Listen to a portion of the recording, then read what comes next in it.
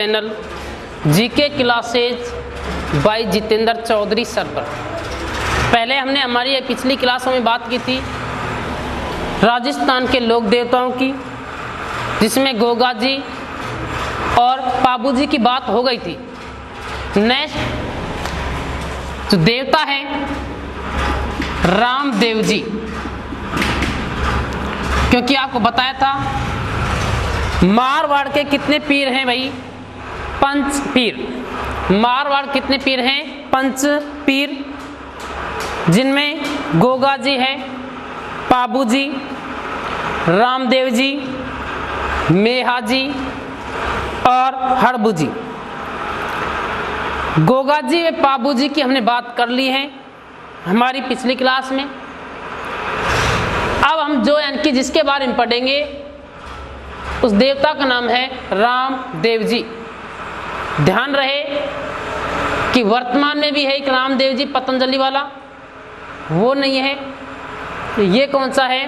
5 पीरों में जो आते हैं। तो रामदेव जी की बात करें भाई, जन्म तो इनका जन्म कहां पर हुआ था? उड़ू काश्मीर शिव तहसील, कहां पर है? बाड़मेर। उड़ू काश्मीर शिव तहसील बाड़मेर में। पिताजी, पिता का नाम है अजमाल तंवर। माता, और इनकी माता का नाम है मैणा दे। पत्नी निहाल दे, या इसे कहते हैं नेतल दे।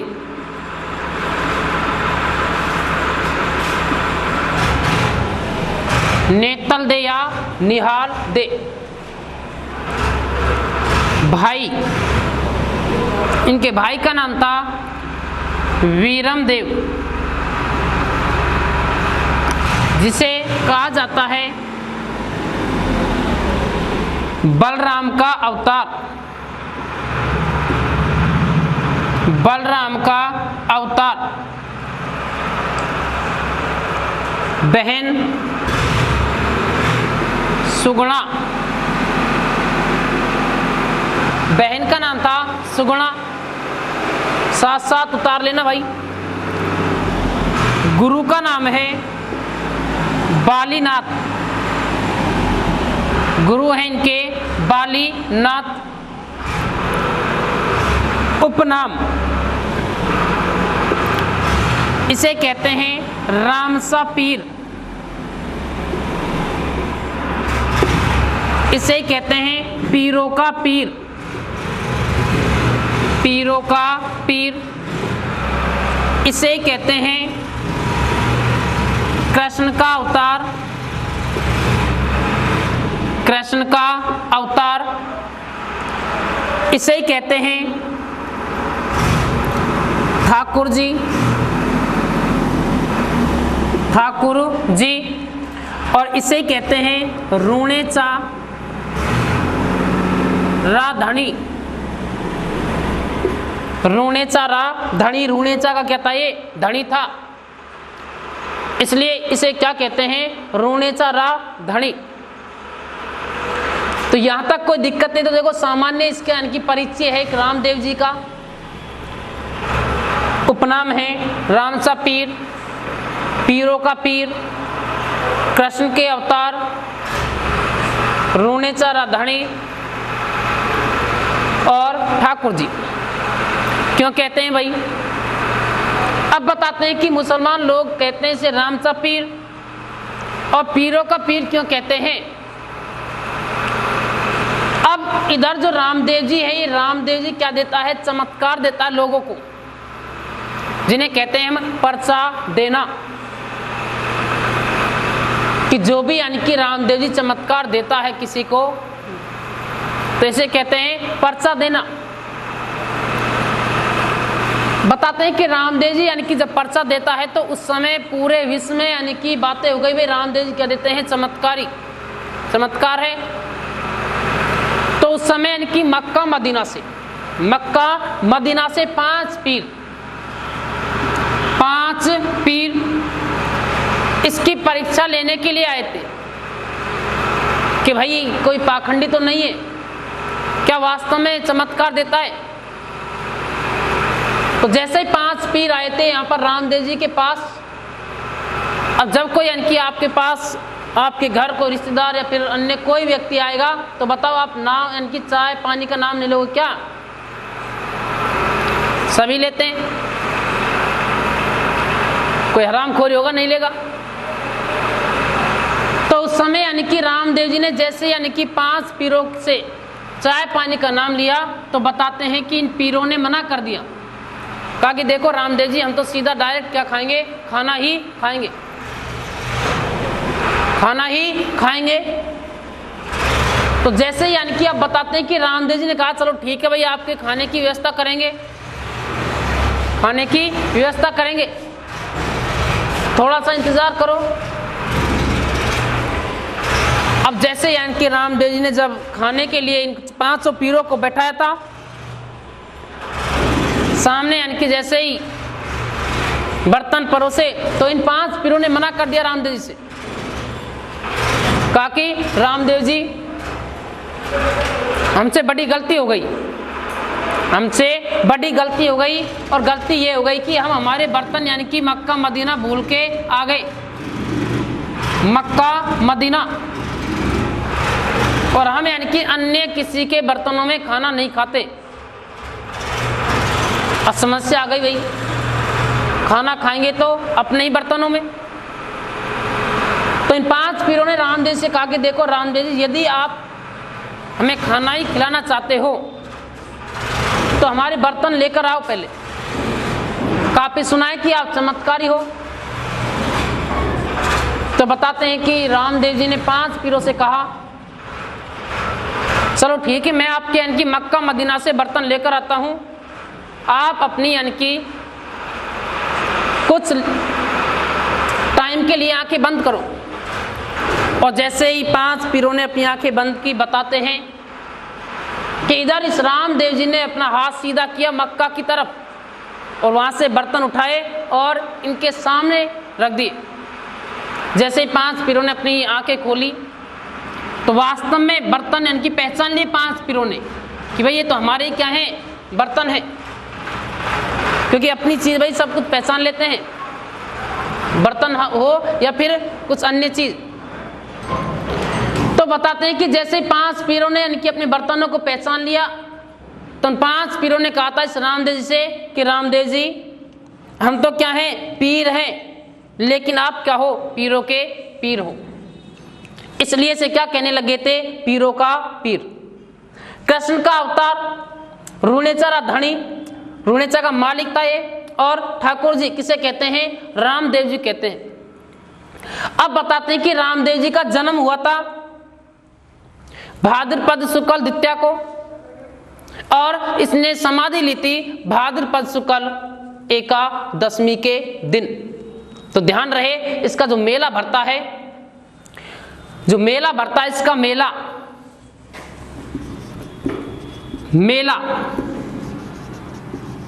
भाद्रपद शुक्ल द्वितीया से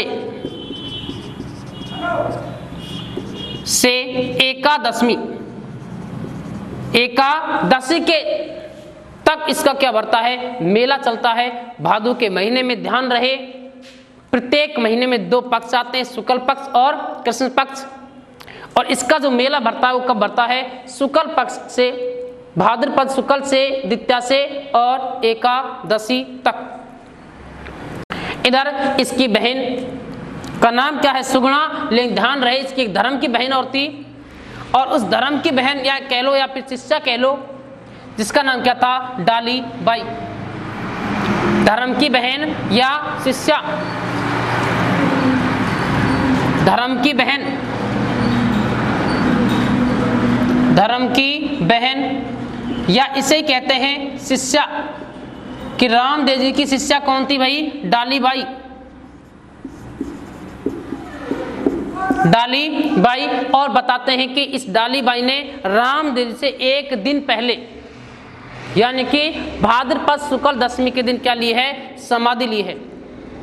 और जहां पर बना हुआ है डाली बाई का कंगन। अब यहां पर भी यानी कि स्थानीय लोग कहते हैं कि इस कंगन से यानी कि जैसे कोई भी कुष्ठ रोगी निकल जाता है तो बताते हैं कि उसको उस रोग से छुटकारा मिल जाता है। तो कभी जाना आपको मौका मिले तो यहाँ पर कोई भी कुष्ठ रोगी हो चले जाना। तो यहां तक कोई दिक्कत हो तो बताओ, आगे फिर बात करते हैं हम कि रामदेव जी की यानी कि कुछ शब्दावली हैं, जैसे कि भाई रिकिया किसे कहते हैं? जातरू। पर्चा देना यानी कि चमत्कार देना। नेजा इनकी क्या है? 5 रंगों की ध्वजा है। रिकिया किसे कहते हैं? मेघवाल जाति के भक्तों को। और जातरू किसे कहते हैं? अन्य सभी भक्तों को। जम्मा, और जम्मा किसे कहते हैं? रात्रि जो जागरण होते हैं उन्हें क्या कहते हैं? जम्मा कहते हैं। ब्यावले हैं, ब्यावले यानी कि रामदेव जी के भजनों को क्या कहते हैं? ब्यावले कहते हैं। नेजा 5 रंगों की क्या होती है? इसकी ध्वजा होती है। और पगले, पगले क्या है? इसके प्रतीक चिन्ह। पगले क्या है? इसके प्रतीक चिन्ह। तो यहां तक आप लिखना चाहो तो लिख लो एक बार, आगे बात करते हैं फिर। तो देखो कुछ शब्दावली हैं रामदेव जी की, क्या क्या कहते हैं उन्हें। ध्यान रहे, रामदेव जी एक देवता था और एक कवि भी था। इसने एक ग्रंथ लिखा था 24 बाणियां। कौन सा ग्रंथ भाई? 24 बाणियां। इसके बाद इसने एक पंथ चलाया था, कामड़िया पंथ। और इसी के अनकी मेले के अवसर पर कामड़ जाति की महिला एक नृत्य करती है। कौन सा? तेरे ताली नृत्य। तो सबसे पहले बात करें जातरू। जातरू किसे कहते हैं भाई? भक्त। जातरू कौन है? इनके भक्त। रिखिया स्पेशल मेघवाल जाति के, मेघवाल जाति के भक्त क्या कहलाते हैं? रिकिया कहलाते हैं। नेजा 5 रंगों की ध्वजा। 5 रंगों की ध्वजा किसकी है? रामदेव जी की। इसके बाद है जम्मा। जम्मा किसे कहते हैं? रात्रि जागरण। रात्रि जागरण किसके? रामदेव जी के। ब्यावले रामदेव जी के भजनों को क्या कहते हैं? ब्यावले। पगले, और पगले क्या थे? इसके प्रतीक चिन्ह। प्रतीक चिन्ह क्या है? पगले। इसके बाद एक पंथ चलाया था, वो पंथ कौन सा था भाई? कामड़िया। कामड़िया क्या चलाया इसने? पंथ। इसके मेले के अवसर पर एक नृत्य किया जाता है। कौन सा? तेरे ताली। तेरे ताली क्या है? ये नृत्य जो कौन करती है? कामड़ जाति की महिलाएं। कौन सा नृत्य करती हैं? तेरे ताली नृत्य। ध्यान रहे, इसका नाम क्यों पड़ा तेरे ताली? क्योंकि इसमें तेरे मंजीरों क्या होता है? प्रयोग होता है। 9 दाहिने पैर पर, 2 कोहनियों में, 2 हाथों में, और इसे बैठकर किया जाता है। और तेरे ताली की नृत्य की जो प्रसिद्ध नृत्यांगना है, प्रसिद्ध नृत्यांगना वो कौन थी भाई? मांगी बाई। मांगी बाई प्रसिद्ध नृत्यांगना है। इसके गुरु का नाम था गोरन दास, जो रिश्ते में क्या लगता था? इसका जेठ। और पति का नाम था भैरू दास। तो यहां तक कोई समस्या हो तो बताओ भाई। मेला कब बढ़ता है? भाद्रपद शुक्ल द्वितीया से एकादशमी के दिन। इसके बाद ये शब्दावली है कि जात्रु, भग, रिकिया, मेघवाल जाति के भग, नेजा, 5 रंगों की ध्वजा, जम्मा, रात्रि जागरण, ब्यावले भजन होते हैं, पगले प्रतीक चिन्ह है, पंत कामड़िया, पंच चलाया था इसने, तेरे ताली क्या है? नृत्य होता है। और प्रसिद्ध नृत्यांगना कौन है इसकी? मांगी बाई। इसके बाद देवरा, देवरा किसे कहते हैं भाई? जैसे कि इसके थान, देवरा थान कहते हैं। पर्चा देना, पर्चा, पर्चा क्या है भाई? रामदेव जी के चमत्कार, रामदेव जी के जो चमत्कार होते हैं उन्हें क्या कहते हैं? पर्चा। देवरा किसे कहते हैं? देवरा, देवरा इनकी थान, इसके थान को क्या कहते हैं? देवरा। फूल, इसकी जो क्या है? मूर्ति, फूल क्या है? मूर्ति। इसके बाद ये इसके शब्दावली हो गई थी भाई। एक इसने ग्रंथ भी लिखा था, कौन सा? 24 वाणियां। ये क्या है इसका? ग्रंथ। किसका? बाबूजी का, सॉरी रामदेव जी। क्या ये ग्रंथ? कौन सा? 24 वाणियां जो लिखा था इसने। इसके बाद यानी कि रामदेव जी ने कुछ चमत्कार दिए थे। रामदेव जी ने क्या दिए हैं? चमत्कार। कौन कौन से चमत्कार हैं? आप पहले इनको उतार लो।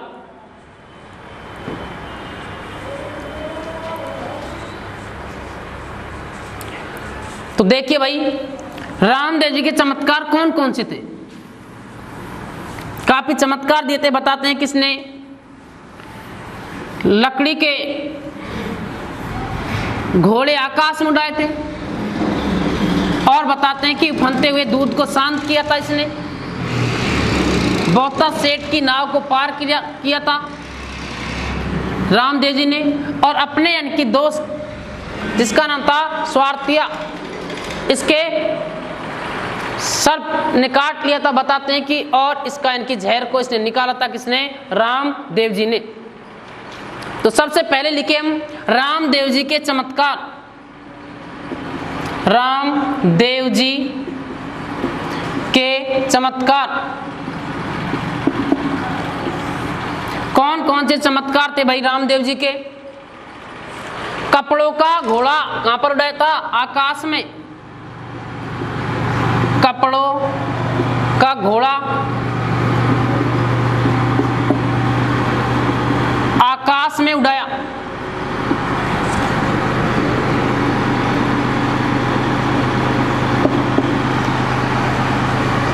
पांच पीरों के बर्तन लेकर आया। ध्यान रहे,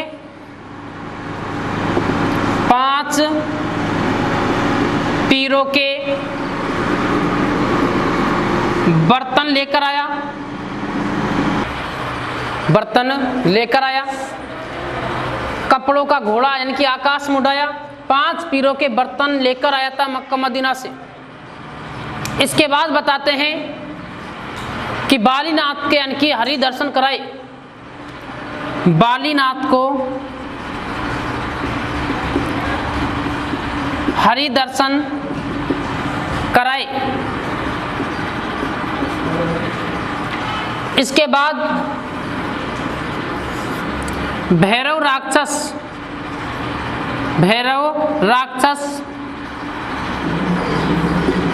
का वध किया।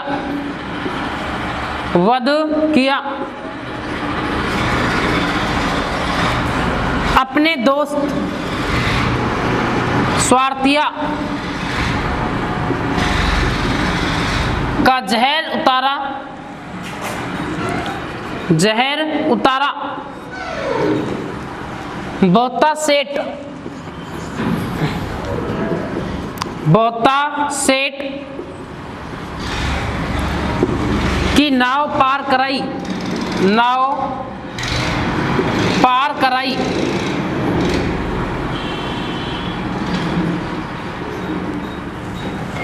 यानी कि ये क्या थे भाई? इसके रामदेव जी के चमत्कार। अब बताते हैं कि जो बौद्धा सेठ है, इस बौद्धा सेठ ने पर्चा बावड़ी का निर्माण करवाया था रुणेचा में। बौद्धा सेठ ने, नोट लगा के लिख लेना इसको, बौद्धा सेठ ने पर्चा बावड़ी कहां पर है, रुणेचा का निर्माण करवाया। तो ये यानी कि क्या हो गए थे, रामदेव जी के चमत्कार। एक और है यानी कि उफनते हुए दूध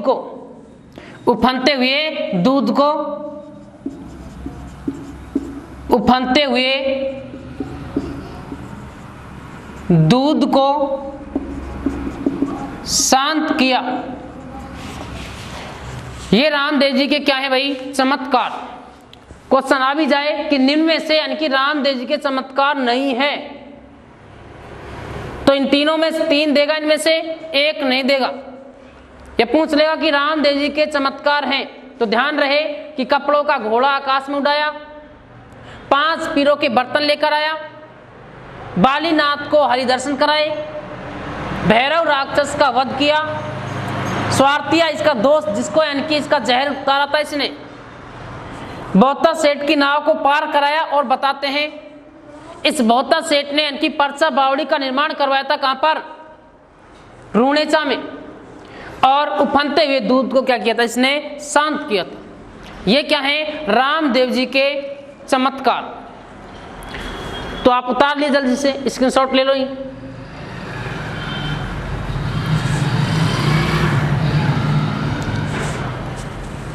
इसके बाद बात करें रामदेव जी के मंदिर, कि रामदेव जी के मंदिर कहां पर हैं। तो एक तो यानी कि फेमस मंदिर कहां पर, इसका रुणेचा में मंदिर कहां पर है, रुणेचा। और रुणेचा कहां पर है, रामदेवरा यानी कि जैसलमेर। तो रामदेव जी के मंदिर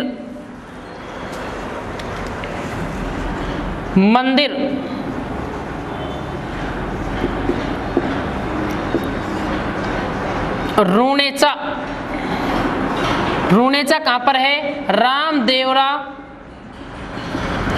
जैसलमेर। कहां पर भाई, रुणेचा रामदेवरा जैसलमेर। इसके बाद एक है इसका गुजरात में जिसे कहते हैं छोटा रामदेवरा, छोटा रामदेवरा। कहां पर है ये, गुजरात। छोटा रामदेवरा कहां पर है, गुजरात। एक इसका जन्म हुआ था कहां पर, उड़ू काश में, तो वहां पर भी इसका एक मंदिर बना हुआ है, उड़ू काश्मीर। और उड़ू काश्मीर कहां पर है, शिव तहसील बाड़मेर, जहां पर इसका क्या हुआ था, जन्म हुआ था। एक है सुत्ता खेड़ा, और सुत्ता खेड़ा कहां पर है भाई, चित्तौड़। सुत्ता खेड़ा कहां पर है, चित्तौड़। यहां पर भी इसका क्या बना हुआ है, मंदिर, यानी कि इसके अनेक मंदिर हैं। एक मंदिर है मसूरिया, मसूरिया भी कहां पर है, जोधपुर में। मसूरिया कहां पर है, जोधपुर। मसूरिया जोधपुर। रामदेव जी की क्या है, ये मंदिर है। बिराटिया कहां पर है, अजमेर। बिराटिया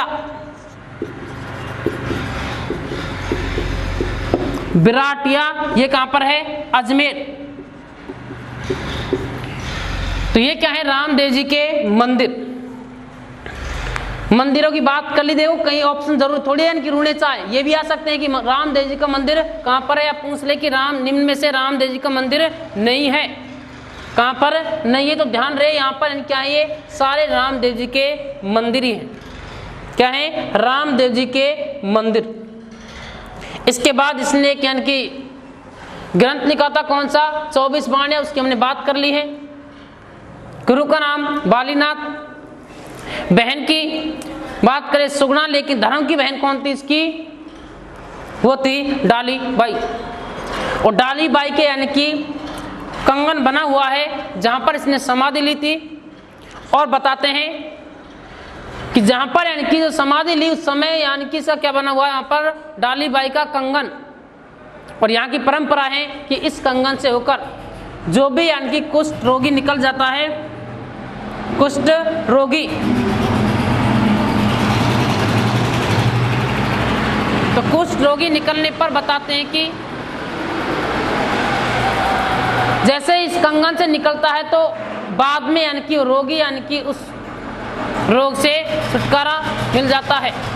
तो ये यानी कि क्या है, इसकी परंपराएं आती। इसके बाद बताते हैं